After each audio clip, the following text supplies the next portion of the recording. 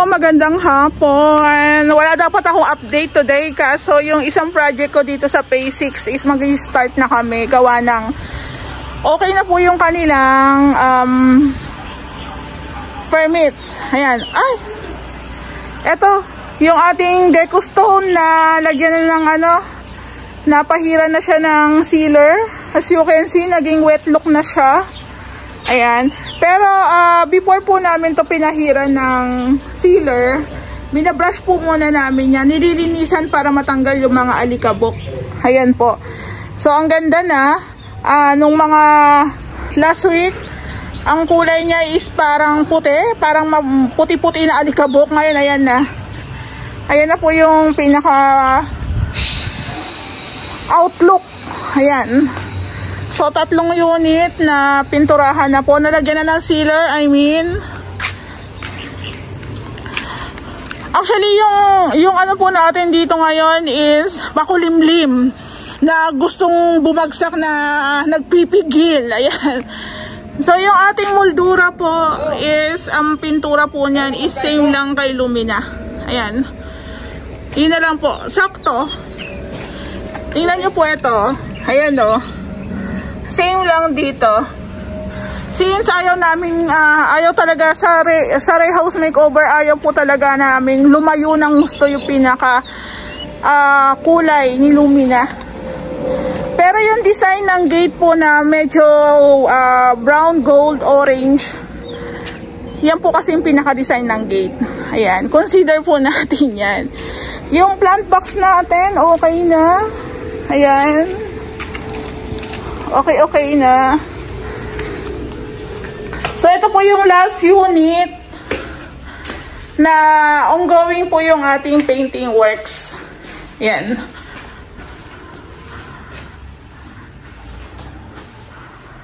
Ayan po. So, naka-ready na rin po kami para once na nag-install po yung ating installer ng glasswork is okay na rin siya. Ayan.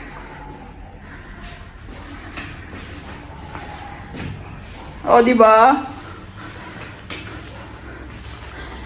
Yung mga pintura namin, pwede kaming kulangin. Magpapahabol na lang po kami. Tapos, last Saturday, o Sunday ba yun? Saturday. Nakabit na po ni Kuya Joan yung ating mga toilet bowl. Ayan, okay na siya.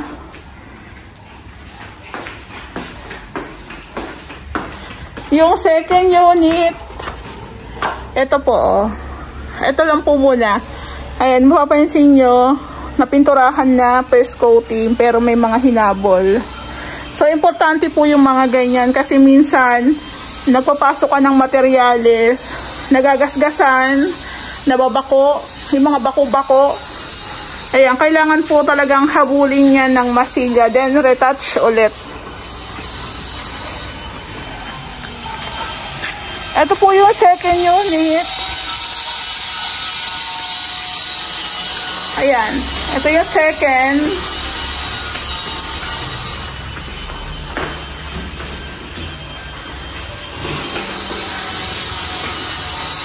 Ayan. Second coating na yan.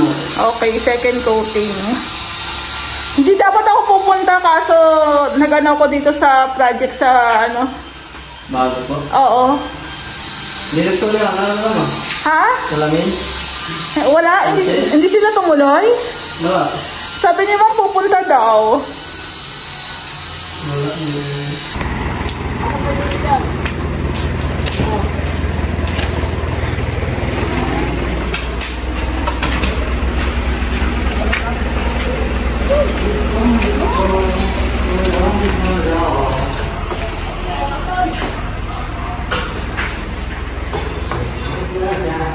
Ano ginagawa mo dyan? Yung gilid? Tumadami pa. Hindi ko nalagyan. Hindi ka nalagyan. Kaya sa susunod pag may ganyang kalaki ang lagyan mo na. Kaya nga, sige. Yung 45 degrees cut mo na. Sisira na yung mga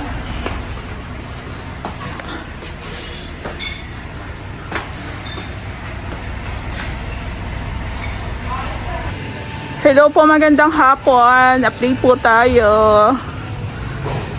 So ma'am, according po dun sa pintura ng roofing, hindi ko po kasi alam na pipinturahan na ni Kuya Joseph. So bali, mostly ang pinakapintura talaga namin sa pinaka front extension na PVC roof is lagi po siyang kulay chocolate brown. Ayan. Kasi ang alam ko ma'am, ang allowed lang po is white tsaka chocolate brown. Pwede rin pong black, pero yun nga, mas gamit po namin yung chocolate brown. So, continue po yung ating pagpipintura. Ito po, isalagyan na siya ng decos, ng sealer. Tapos ito po, napinturahan na rin ng pintura ni Lumina. Ayan. Pero ko pang imamasilyo dito, tong side.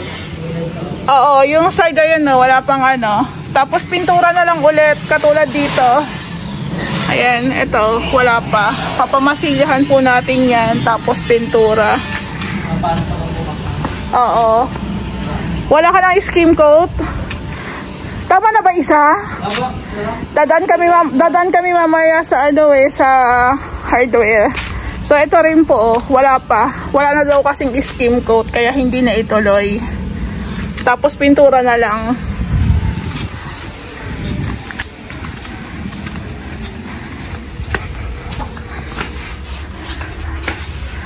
So bali, okay na yung pintura natin sa loob. Okay na to. Ayan, okay na daw. Okay. So okay na yung okay na yung ating baseboard paint. Yung masking tape, hindi pa yan tinatanggal kasi ulitin, i-retouch kung may manipis pa. Ayan. Okay na siya. Pati yung ating ceiling. Yan, okay na. Etong sa ating laundry area. Ayan, napinturahan na rin po pala ng black. Ayan.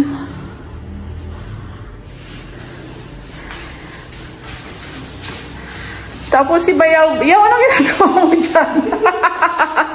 Anong ginagawa mo dyan? Ayan, nag-grout, ayan. Super na si Bayaw, super grout na po siya. Medyo talagang nakakapagod dyan. Kasi mga linggit-linggit na space eh. Ayan, tapos kailangan punasan agad. Actually, sakto lang naman yung punas kasi gamay na rin naman niya. Pero huwag mo lang talagang papatagalin kasi pag tumagal na yung grout dyan sa surface ng tiles, nagmamark na po yan. Ayan, kaya kailangan meron tayong naka-ready. Ayan o, foam, tsaka water. Ayan. So, ang ita-tile grout lang naman ni Bayaw, yung bathroom. Dito. Tapos na po yata dito. Tapos na. Tapos yung ating, ito, hindi pa to. Itong tiles natin sa floor tiles natin, hindi pa. Tapos dito, okay na. Ayan.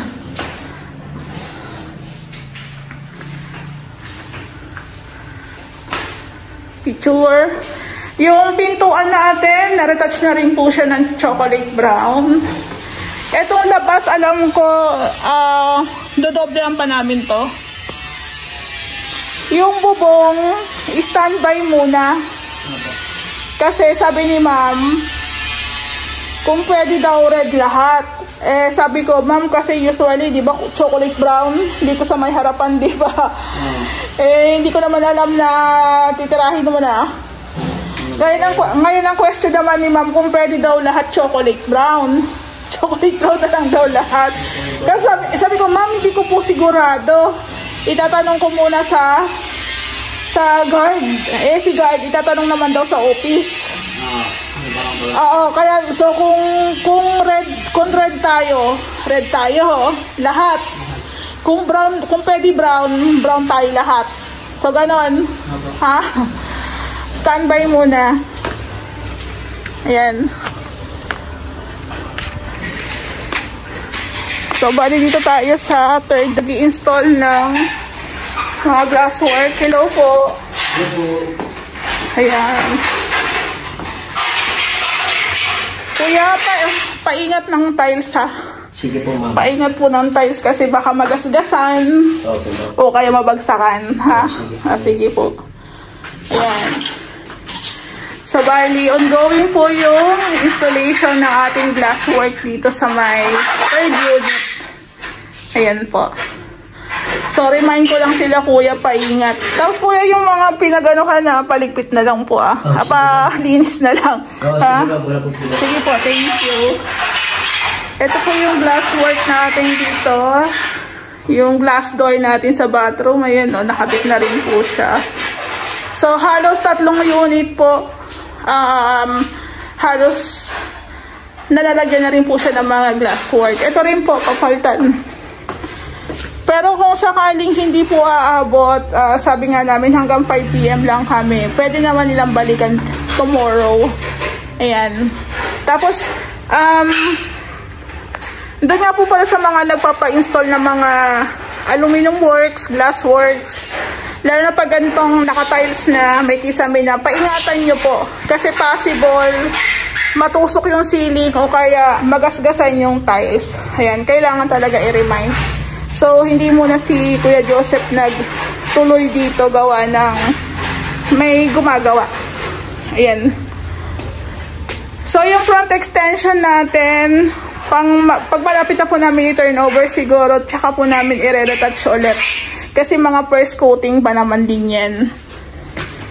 Ayan.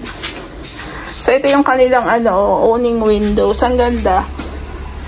Maganda yung pagkakagawa. Then, syempre, yung assurance na dapat maayos din yung pagkaka-install o pagkakalagay. The best yun. Ayan po.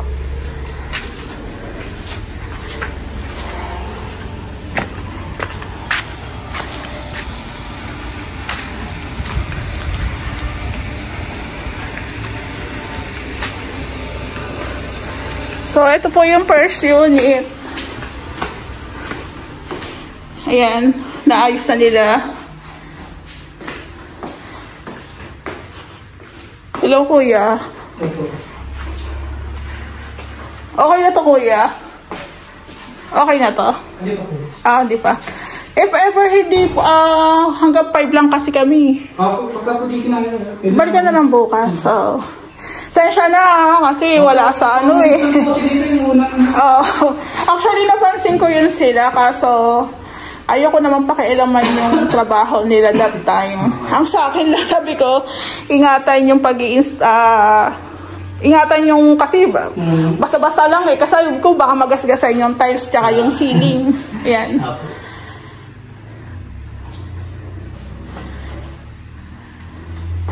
So, nagkaroon lang po ng konting problema kaya pinapaayos ni ma'am yung kanyang glasswork dito po sa first unit. Ayan po. So, need po kasi namin tong i-atras or i-move ng pa-abante kasi may ilalagay po kami dito side by side. At the same time, maigit na siya ng maayos. Ayan.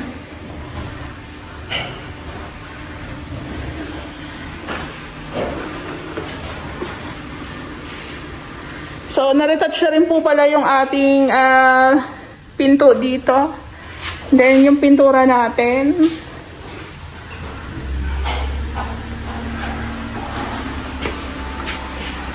Ayan. So, ma'am, doon sa itatanong natin na pintura ng roofing, waiting pa ako sa reply ni Chip. Ayan, para ma-finalize na rin natin yung pinakapintura ng roofing habang maganda pa yung panahon.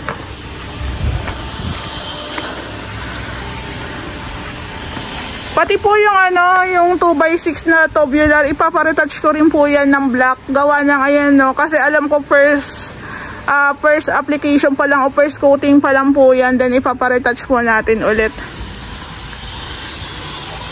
Ayan po. Taray!